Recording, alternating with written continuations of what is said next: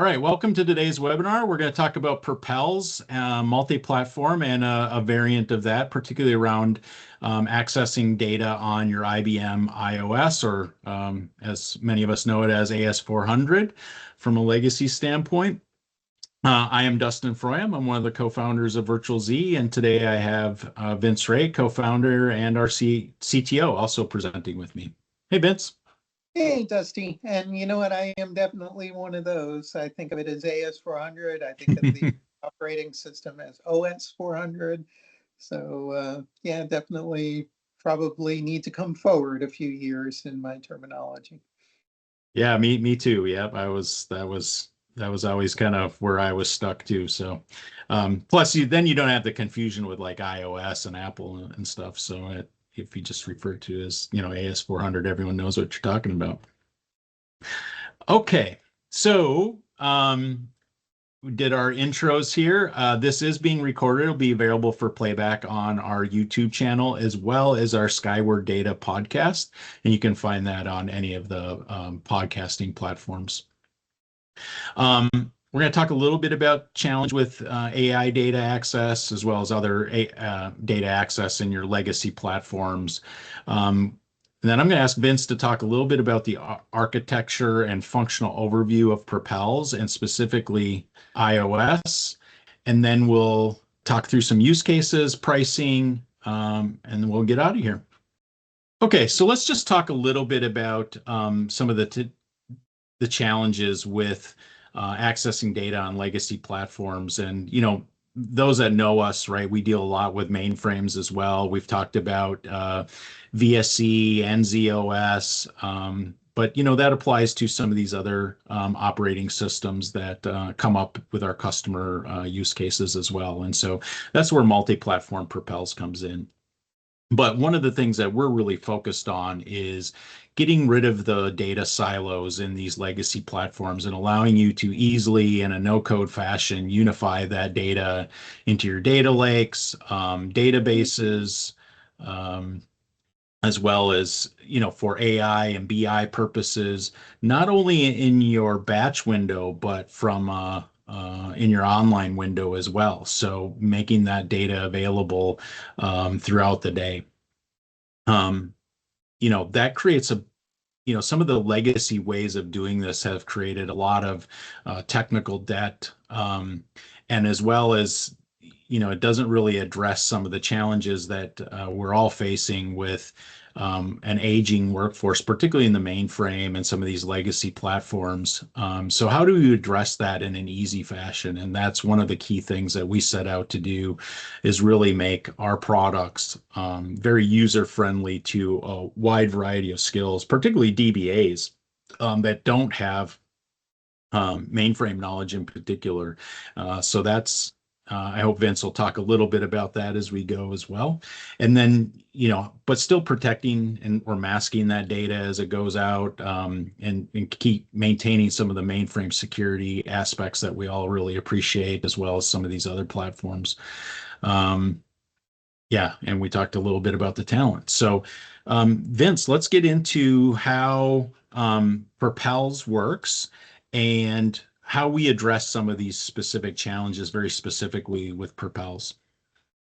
Yeah, so thanks for the setup for that. It's always good to talk about PropelZ. PropelZ is, certainly our solution for replicating data from whatever platform on the source side to, typically it's going to be a database target of some sort. PropelZ can reach anything with JDBC interface. So there are probably 100 different types of databases we can go to. But really the way to think about PropelZ is that it's three major parts. The intake part is really all about where's your data coming from. Again, typically the average customer we speak to, he's just doing file-based stuff. So if you're on a ZOS mainframe, that might be vSAM files or other, mainframe files. On other platforms, those are just basically file system objects. And it could be any type of file system object. So it could be something on a Windows share or something that maybe you've got mapped to a cloud drive of some sort, so your Google Drive files or AWS files, well, really anything that fits that file semantic can be used there. Can also be things like FTPs, file transfers. So instead of a file name, you can give us a URL. You can basically give us the right credentials and all of that, and we'll connect over a network and read whatever data you ask us to read. You can also do custom things. You don't have to rely on our built-in stuff in the input stage. If you had to, I don't know, you wanted to take the output of a program and send that through PropelZ, you absolutely could do that. One of the demos you'll see on our site is taking, again, it's a mainframe oriented demo, but it's basically taking the ZOS console message, system messages and alerts and all of that in real time, capturing them and then sending them through PropelZ off to a different target. So, very flexible on the input side. In the middle is the heart of PropelZ, and that's really all about understanding what to do with that data. So it might be filtering. Maybe you don't want every record to go to the target. Maybe you only want certain records to go to the target. That's certainly part of it. We just did a demo on the way we do incremental processing. So, you might have moved that data to your target yesterday, and now you want to process it again, but you don't want to do the whole, maybe, I don't know, terabyte sized object.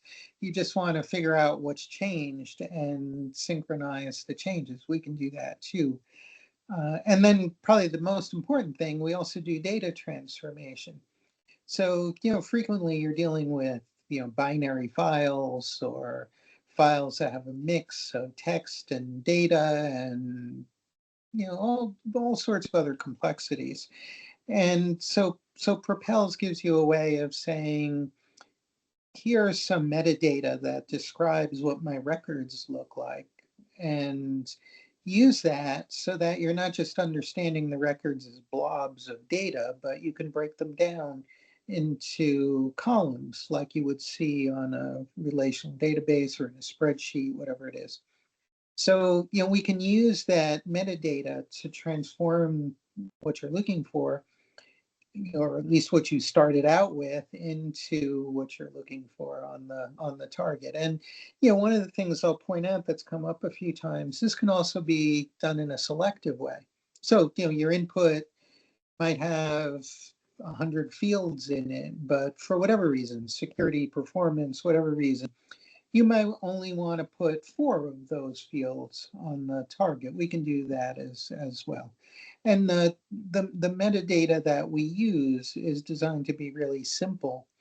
We have, the easiest way to do it is you supply us with something that looks just like a COBOL copybook.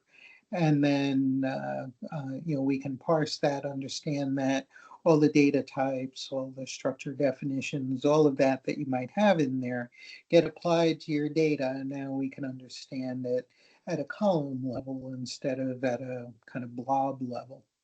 So that's the heart of it. And then the output stage, very similar to what I described for input. The most common thing customers do is they use our built-in JDBC support. And then what we do in there is we'll take those rows coming out of that transformation engine, coming out of the middle part of PropelZ, and then format them, according to the syntax needed by whatever database you're going to. And that's all done with nothing more than configuration data. There's no code or anything there. And then we'll push those records to the target using remote JDBC access to the target database. Out of the box, we supply 5 that I'll call certified, that we think are the most popular databases right now. So it's MySQL, it's Microsoft SQL Server, it's Oracle, it's Postgres and it's Snowflake. There's no configuration to do. Just select, tell us which type of database you want to use, and if you're happy with the defaults we set up for things like column names and that, there's no configuration needed. But really, the sky's the limit. You can also supply your own JDBC driver, and you get most databases come with those, so it's not hard to do. And you can also supply a configuration file that says, well, for this type of database, here's how I need to formulate the query. So, if we had I don't know, a character string or a floating point number, what data type does the target you want expect for that kind of content? So you would create that configuration file, supply a JDBC driver, and we can go to virtually any well-behaved JDBC data source that way. So and again, I should probably mention if you'd prefer our help with that, certainly we can do that work for you. If you want to do it yourself, if you're doing JDBC all over the place and you're familiar, at a deep level with the database, and that's no big deal to you, then by all means, you're able to do that on your own. So the other thing I'll mention quickly is it doesn't have to be JDBC, just like our input didn't have to be files. The outputs can actually be kind of a custom stage. So instead of making JDBC calls, if you wanted to make, let's say API calls to, I don't know, Salesforce.com or Splunk or some of the other examples you see here, that's relatively straightforward to do. I mentioned our demo that shows COS console messages, system messages going through PropelZ. Well, the way that works is that final stage is an API stage that in our example, it goes to Splunk. You'll see that in the demo. But again, it could be anything, and it could be scripted. It could be if it's a vendor product and they have a utility for accepting input, that's fine too. The input to that stage can be a few different things. It could be the record blob, in other words, bit for bit, what we read from the input. It could also be XML, it could be JSON, it could be CSV, could be really transformed in a variety of ways to make it easier to push that through an API or whatever you like. So and again, this is it's certainly very straightforward to do your own, but if you were to need some help with that or you wanted something custom, we absolutely can help with that as well. We had a customer not long ago ask us, instead of just an arbitrary output thing that I have to do, could you develop an output stage that sends those records to something like Kafka, a publish subscribe system? Absolutely, we can do that. It's not a difficult thing for us to do. So anyway, Dusty, what did I neglect to mention? Yeah, one of the things, like I mentioned in kind of from a legacy standpoint is, the decreasing skills and those types of things, and, long install and configuration times. Could you just talk a little bit about the install experience? I know you talked a lot about the configuration piece, but how about the install side of it? Yeah, the installation is pretty simple. It's pretty much an instant gratification kind of thing. The way we do distribution today is just by downloads. So you would sign up, download the software, and basically all it is expanding the archive that we give you. The only prerequisite we require is a Java environment. And again, in some cases, you might not need that. If you're looking to do that model where you're running PropelZ on, let's say, a Linux system, but you're fetching data over a network from God knows what other system, AS400 or anything else, you might not actually install PropelZ on your AS400. You might install it on, let's say a Linux server or wherever makes sense to you. Certainly, you can install it anywhere you've got Java.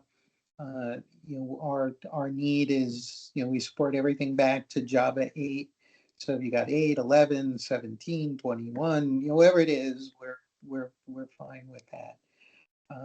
And of course, the rest is just a matter of where you have connectivity to the sources and targets that you want.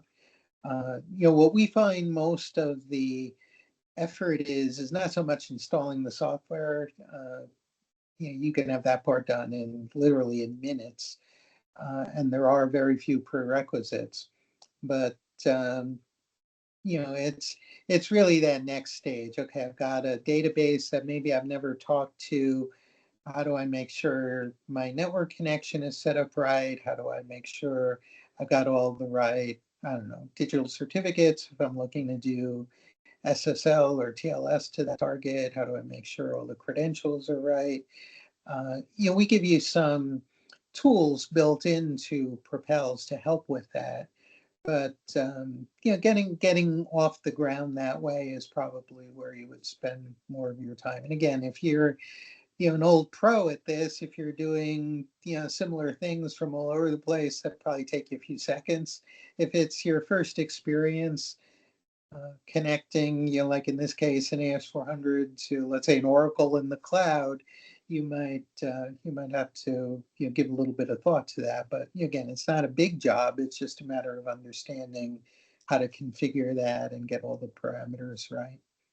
Beyond that, it's easy to get going with. There's a lot of ways you can run PropelZ. It could be run in a scheduled way. It could be run interactively, command line. Can be run combination of both. It can target many databases. So one run goes to Oracle, another run goes to Snowflake. There's a huge amount of flexibility in there, and something I like about the design is it's not kind of an all or nothing thing. It's not like you install it, configure it, and then you have to use it that way. You install it, and anybody can use it for any need. It's really just a matter of different parameters. So very easy to get up and running with. And I know Dusty and I've talked to a number of customers that have gone down change data capture and other paths. And one common thing we hear, and I guess that's why I'm spending time on it. But it's we heard one customer tell us it took them 2 years to work through all the operational issues. And finally, they gave up. They felt they couldn't solve every last issue.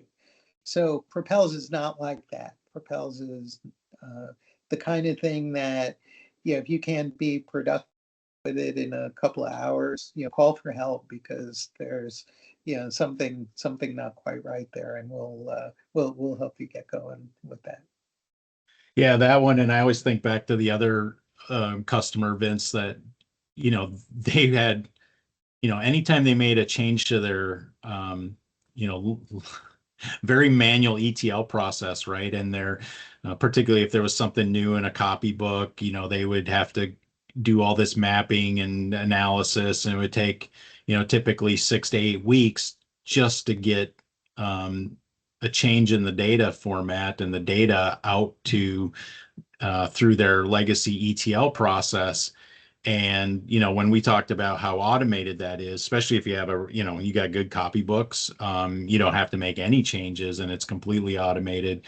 And they just couldn't believe that. And so, we showed that to them, and, that was a big efficiency for them. And so Vince, maybe that kind of spurs a question. What if they don't have a complete copybook, or it's out of sync, or, maybe not even a copybook at all? How do we help them with the data transformation layer or process in this? Yeah, there's, I mean, with business data, it's pretty common to have the structure, whether it's a COBOL copybook or something similar to that, that's easy to transform into a copybook. And again, this will usually come out during the planning stages before you really get going. That's one of the things we'll always ask about is, where's that data coming from? And again, I want to be clear, it's not always required. Many people have applications that are comfortable taking apart the bit for bit files that we're talking about, and they already understand them in their current structure. No need to change that. Just do blobs in that case. But if you want to do something more granular than that, one way or another, you're going to tell us what those records look like. So a few cases where that's not true, though. So an example is if that input stage is itself a database. So in other words, we do a SQL query against whatever target database, DB2 or whatever it is. The result that comes back from that includes metadata. The database tells you, here's what you just read. Here are the column names and their data types and their links, and on and on and on and on that way. So, if that's the case, then, there's no need for metadata. We can compute the metadata dynamically on the fly based on what the input stage provided to us. So, often there is exactly that. There's some other way to get information about what the source information is. And, generally it's pretty straightforward to work from that. Same thing for commercial software. A lot of vendors will, if they're going to let you read their data, they generally will have to tell you, here's what it looks like. So, like my example before of IBM system messages and all of that, I mean, those are complicated structures with all kinds of optional binary fields and, timestamps in certain formats and all of that. So it would be useless to customers if IBM didn't also say, and here's what the structure looks like. So again, in that example, that's what we did. We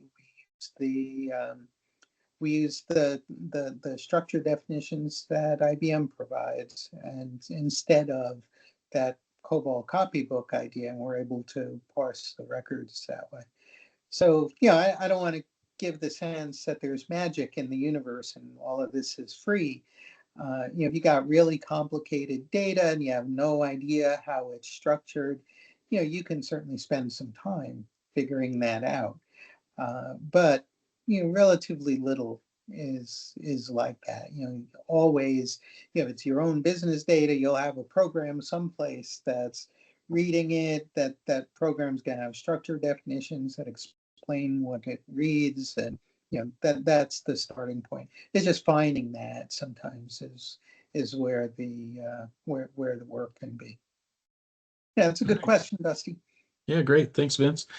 Let's just dive into some of the use cases. I'll share some of my favorites. So and this is not really platform specific, but because we deal in the mainframe a lot as well. One of my favorites is really the tape migration one. As Ben said, you can store that data in a blob, or you can do it in, you can take that data and put it into a relational database, or do both at the same time. So that's a really powerful use case, getting that data off of magnetic tape, right, that degrades. You don't have to buy additional VTL systems or DASD for some of these additional copies. And that's coming up as kind of a big issue, particularly in Europe too, with the DORA regulation and how they need to have physically separated, air-gapped copies of the data. And that's not unusual for the North America here as well. So I really like that one and the efficiency that can be done there, both just from a storage standpoint or getting that data to be accessible through other platforms. And that's similar. You can do that with um, stuff like SMF data or DB2 logs, right, Vince? We've had that one come up in particular. Yeah, What? well, Yeah, go well, ahead, sir. let me just inject a small point about the SMF data. I mean, SMF is a unique thing. A lot of sites, that's precious audit trail information that they need to keep forever. It's really big. It's expensive to store on the platform where it's generated. So there, it's really a different motivation. It's how can I lower the cost of ownership for what could be petabytes of data over a long period of time.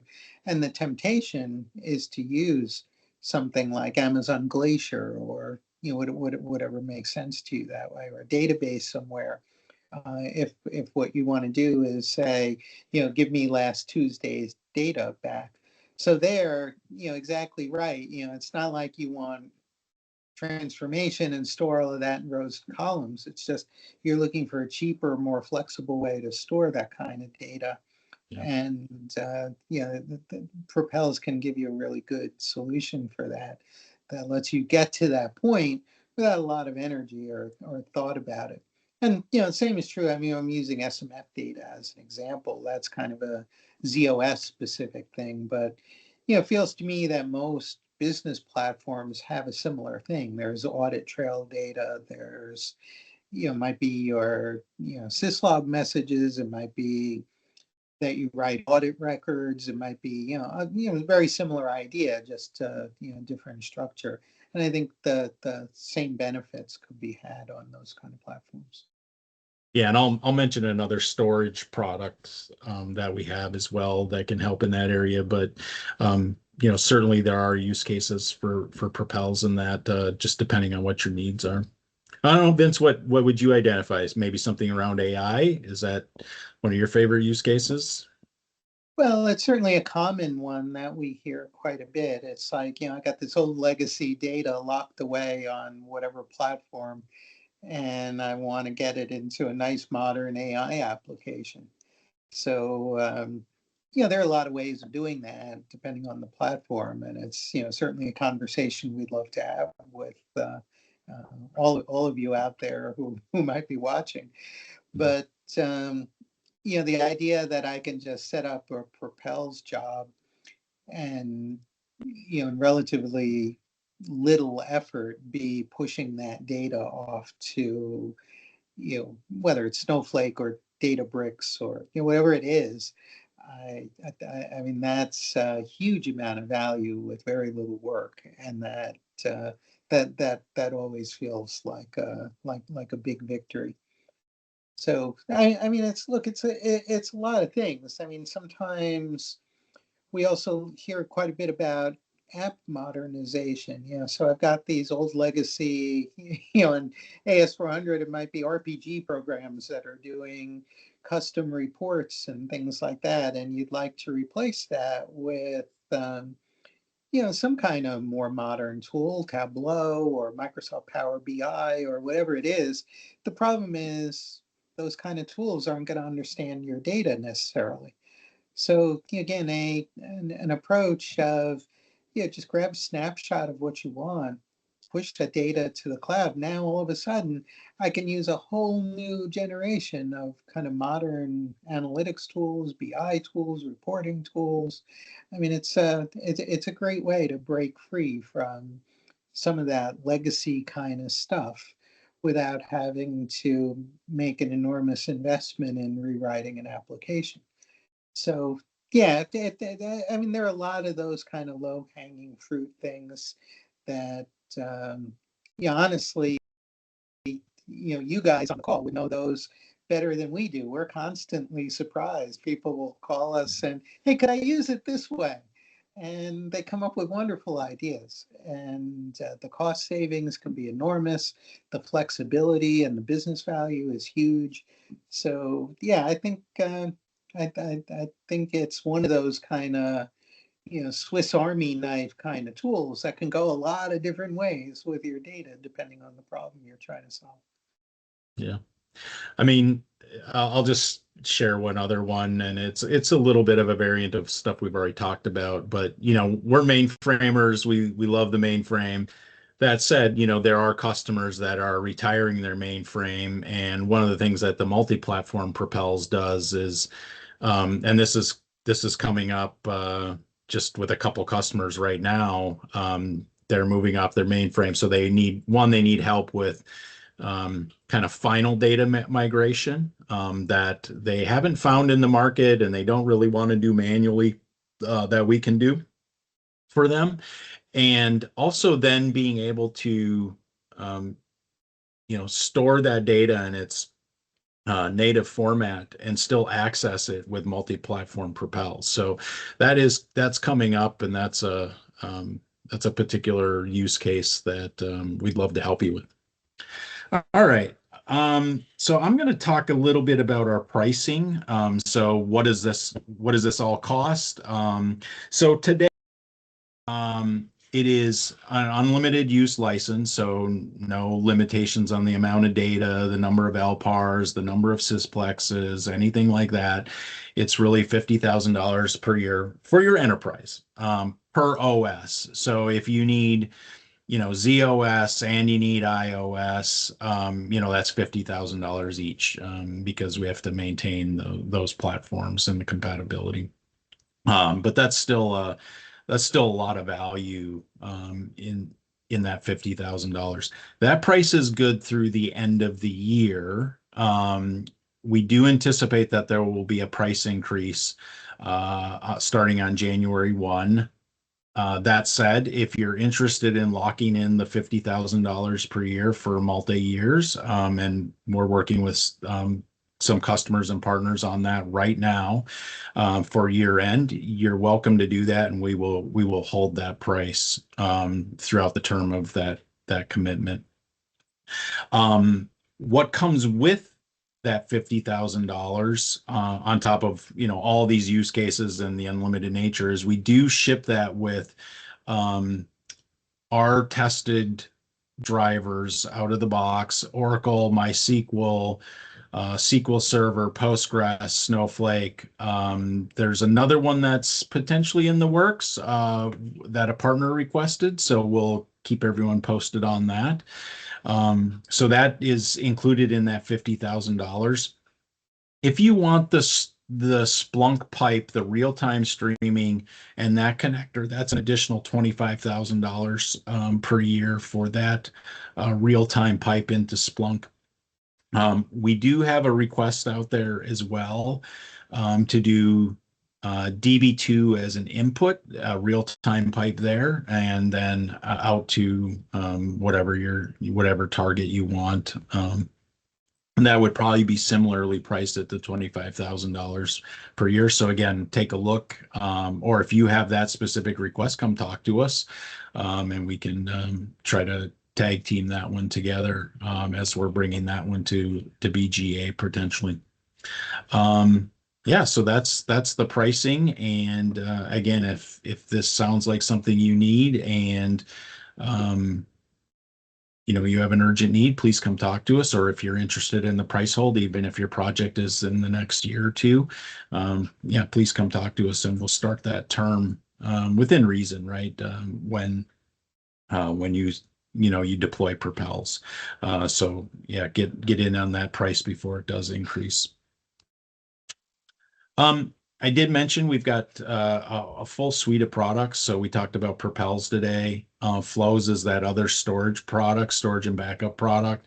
That's kind of similar to PropelZ, right? An input, a transformation or handling layer, and then its output target. A very simple, cost-effective backup solution. So that's Flows. That's also priced at $50,000 through the end of the year. Then we have Lows, and that's real-time read-write access to mainframe data as the system of record. And so you avoid all the complexity of change data capture or event-based architectures.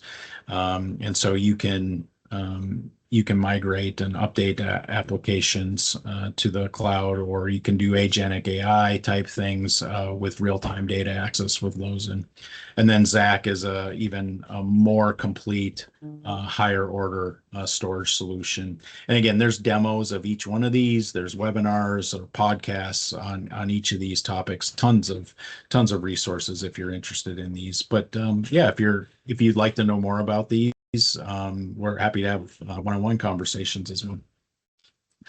And then yeah, just a little bit about some of the resources. I've already mentioned several of these, but we have blogs on all of these. We have demos on demand on each one of these. The podcasts that I've talked about.